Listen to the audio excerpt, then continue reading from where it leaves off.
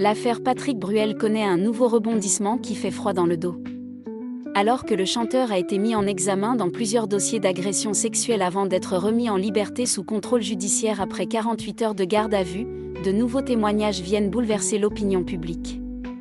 Dans un documentaire diffusé par BFM TV, la parole est donnée à plusieurs femmes qui accusent l'artiste, mais aussi à des proches qui affirment avoir assisté à des scènes troublantes. Parmi eux, Patrick Tammin, l'ex-mari de Karine Viseur, ancienne attachée de presse de Patrick Bruel. Et le souvenir qu'il garde d'une journée passée aux côtés du chanteur continue de le hanter. Selon son récit, il avait exceptionnellement accepté de conduire Patrick Bruel et une partie de son équipe. Un trajet qui semblait anodin mais qui allait rapidement prendre une tournure inattendue.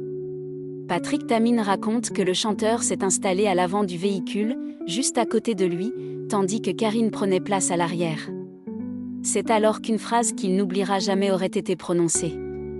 D'après son témoignage, Patrick Bruel se serait tourné vers son épouse en lui lançant « Karine, quand on arrivera à l'hôtel, on peut peut-être en profiter pour se faire plaisir ».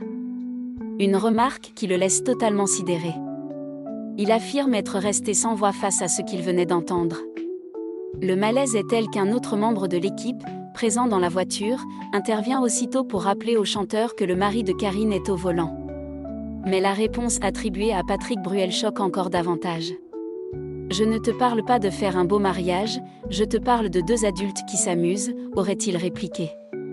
Pour Patrick Tammin, l'atmosphère devient alors pesante. Le trajet se poursuit dans un climat qu'il décrit comme profondément dérangeant. Une impression partagée aujourd'hui par Karine Viseur elle-même.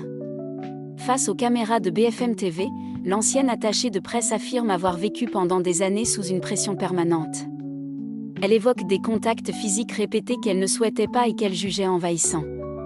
Selon elle, Patrick Bruel cherchait constamment à instaurer une proximité qu'elle refusait.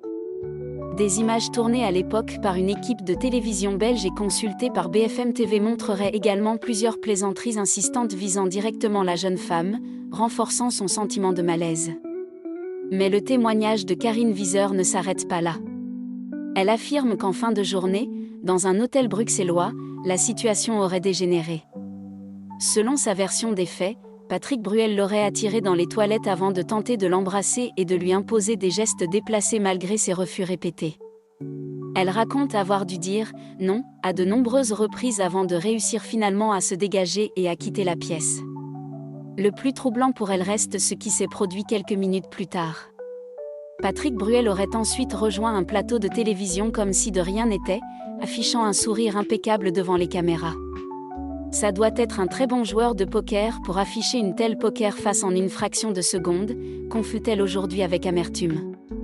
Pendant 16 longues années, Karine Viseur a gardé le silence avant de décider de porter plainte. Une démarche difficile, mais qu'elle dit avoir entreprise pour faire entendre sa vérité. Il est important de rappeler que Patrick Bruel conteste les accusations portées contre lui et bénéficie de la présomption d'innocence. L'enquête judiciaire suit désormais son cours et devra déterminer les responsabilités de chacun. En attendant, ces témoignages successifs continuent de susciter une vive émotion et alimentent un débat profond sur la libération de la parole, les mécanismes du silence et le courage qu'il faut parfois pour raconter ce que l'on affirme avoir subi des années plus tôt.